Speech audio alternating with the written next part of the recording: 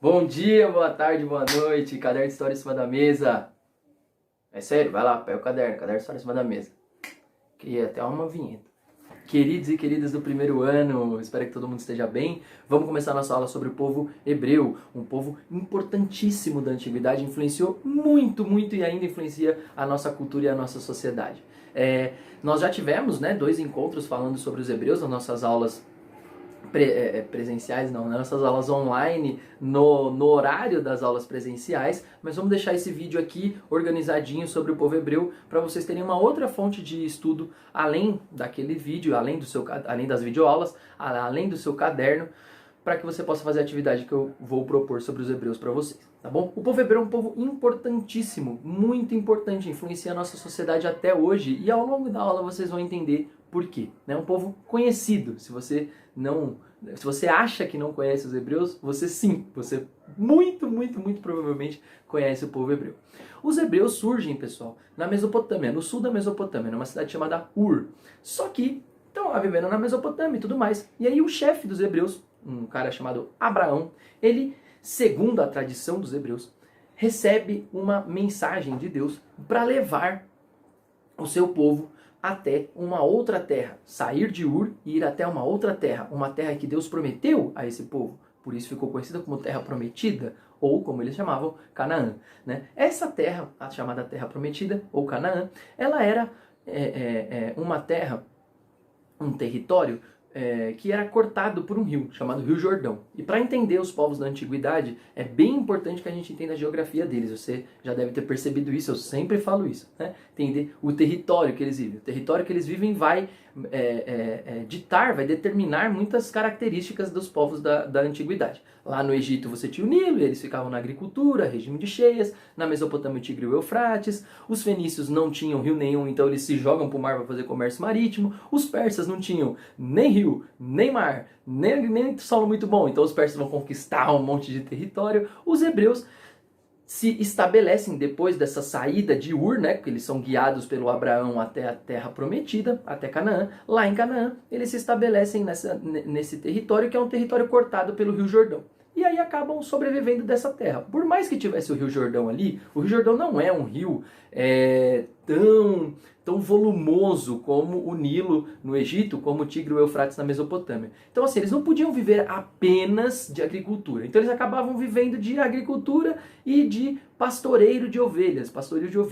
E do comércio entre eles. Eles viviam em 12 tribos, divididas em 12 tribos esse povo, e aí eles acabavam fazendo comércio entre essas tribos. Então, a economia dos hebreus, pessoal, é um negócio meio misto. Ao mesmo tempo que eu tenho uma agricultura, ela não é tão forte, então não dá para sobreviver só da agricultura, porque o Rio Jordão não é um rio tão poderoso, tão volumoso de água. Eu tenho também o pastoreio de ovelhas e o comércio entre as tribos, certo? Eles se estabelecem ali, na região onde hoje a gente diz que é a Palestina, ou o país Israel, e nessa região eles ficam lá vivendo sua vida de boa, até que, num belo dia, o Rio Jordão, ele seca, acontece uma seca muito grande. O Rio Jordão ele já não era um rio tão grande, em volume de água, e ele acaba perdendo muita água, e os hebreus, por mais que não baseassem sua economia só na agricultura, a agricultura deles era muito importante para manter alimentados. Eles acabam tendo que sair de Canaã, sair da terra prometida de Abraão. E aí eles caminham e chegam no Egito. O Egito, ali no delta do Rio Nilo, onde o Rio Nilo abre para ir para o mar Mediterrâneo, aquela coisa maravilhosa que é o delta do Rio Nilo. Os hebreus, eles se estabelecem ali no delta do Rio Nilo e são bem recebidos. Bem recebidos por quê? Porque estava rolando uma treta muito doida lá no Egito. Os egípcios estavam sendo invadidos pelos iquiços.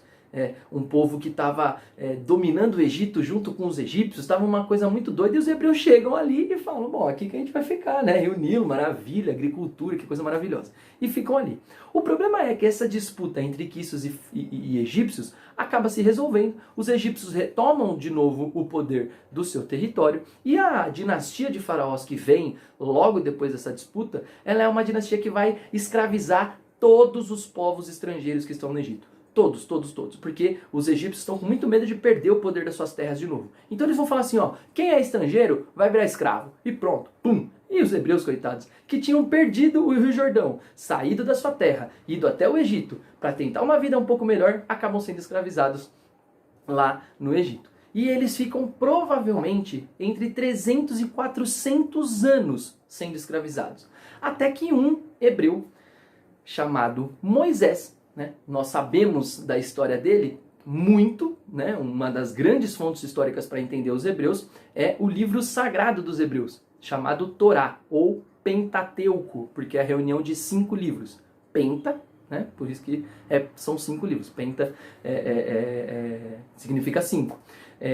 Os hebreus, a gente sabe dessa história pela Torá, pelo Pentateuco, que depois foi incorporado à Bíblia. Tá vendo a importância dos hebreus? Você conhece o cara chamado Moisés, né? Você acredita no Moisés? Provavelmente, tá bom? Se você não acredita, tranquilidade total. Mas o Moisés, ele lidera a fuga do povo hebreu daquela região ali do Egito, né? Acontecem ali, ele é criado junto com o faraó, né? A filha do faraó encontra ele nas margens do rio Nilo, cria ele, só que aí quando descobrem que ele é um hebreu, ele passa a ser perseguido e o Moisés, ele vai tentar se libertar. Só que ao invés de ele se libertar sozinho, ele vai libertar o povo inteiro dele. Ele fala assim, o quê? O meu povo inteiro vai ficar liberto. E ele lidera a fuga dos hebreus do Egito, no que ficou conhecido no livro lá do Pentateuco, e aí depois incorporado na Bíblia, chamado Êxodo. Êxodo significa saída, justamente a saída dos hebreus do Egito, de novo para a terra prometida, a famosa Canaã. E aí os hebreus vão sair do Egito, e tem toda aquela narrativa lá na Torá e também na Bíblia, no livro do Êxodo, que também está na Bíblia, de que o Moisés abriu o Mar Vermelho. Isso é uma questão religiosa, miraculosa, né? Nós não precisamos entrar no mérito aqui, que olha, então Moisés abriu o Mar Vermelho mesmo, professor. Se você acredita, continue acreditando. Se você não acredita, tudo bem também. Fato é que os hebreus saíram do Egito e chegaram até Canaã de novo, até a Terra Prometida. O Moisés não entrou na Terra Prometida, né, como está também no livro do Êxodo, segundo uma profecia e tudo mais, mas ele liderou essa fuga. Chegando lá, os hebreus se dividem em 12 tribos de novo. Essas tribos, elas são organizadas ao redor do Rio Jordão e cada uma dessas tribos tem um juiz. Esse juiz, ele não apenas julgava, ele também criava leis, ele também governava o território. Ou seja, o juiz era tipo o governante dessas tribos, certo? Ele era tipo o rei ali dessas tribos, né? Mas ele era um juiz, tá bom? A função principal dele era criar leis e interpretar essas leis para punir ou não as pessoas. Esses juízes acabam sendo os poderosos ali daquelas 12 tribos. O problema é que aquela região, ela começa a ser interessante para outros povos. E aí outros povos começam a querer tomar aquela região. E os hebreus abrem os olhos. E os hebreus pensam numa estratégia, que é a seguinte: ao invés de a gente ficar dividido em 12 tribos, que vai nos enfraquecer, né? Isso vai enfraquecer o nosso povo, e aí a nossa terra fica muito mais fácil de ser invadida. Vamos unificar essas 12 tribos num único exército, num único governo, fazendo aqui uma monarquia. Monarquia, mono significa um, arquia significa poder. Ou seja, os hebreus agora, ao invés de ficarem divididos em 12 tribos e cada uma ter o seu juiz, agora terão apenas um rei para todo o povo hebreu. Para quê? Para se proteger de ataques externos, para que ninguém tome a terra deles. Eles fazem isso. O primeiro rei hebreu é um cara chamado Saul.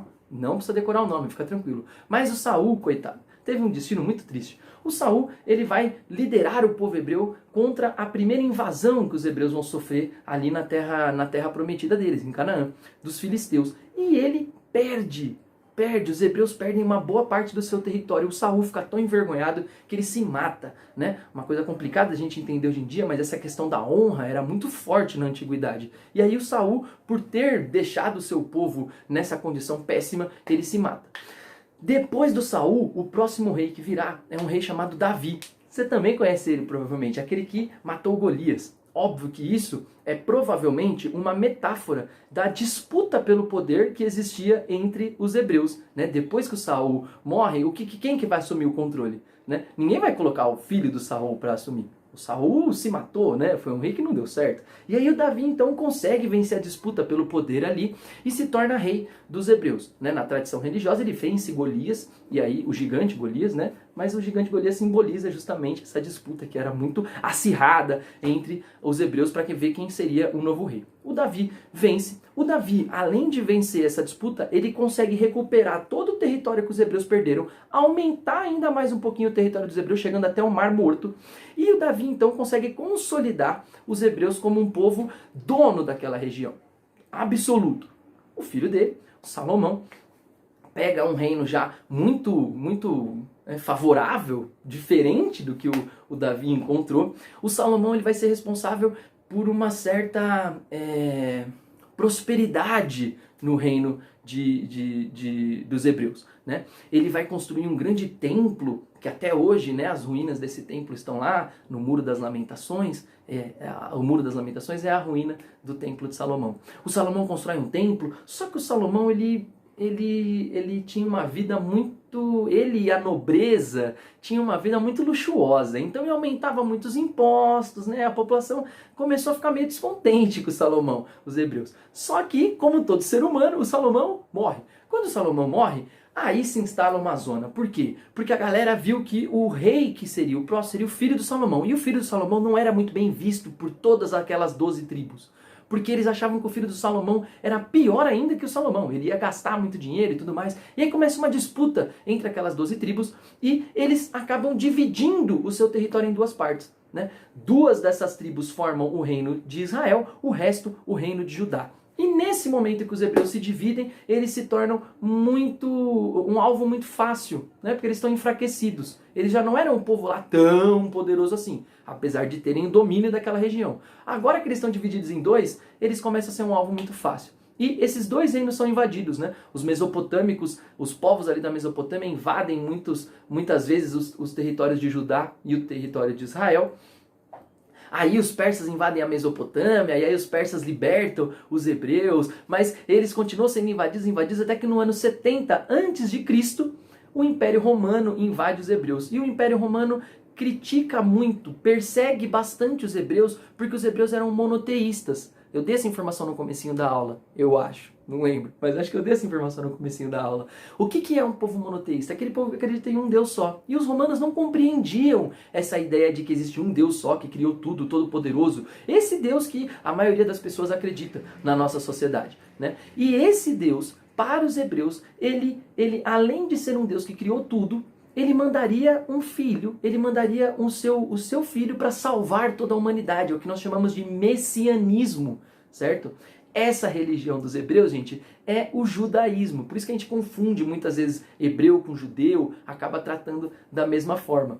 Enfim, os romanos invadem, começam a criticar e perseguir muitos hebreus por conta do seu monoteísmo, e os hebreus acabam se espalhando por todo o Império Romano, se espalhando pela Europa, né? Acabam sendo um povo sem pátria durante muito tempo, né? Depois na Antiguidade, mas esse é assunto lá para o 3º ano, os hebreus acabam voltando para sua terra, depois que eles são perseguidos lá na Alemanha pelo Hitler, ou seja, quase 2000 anos depois, né, eles começam a ser perseguidos na Alemanha pelo Hitler, mas a história de perseguição dos hebreus já é muito antiga, eles foram perseguidos por vários outros povos.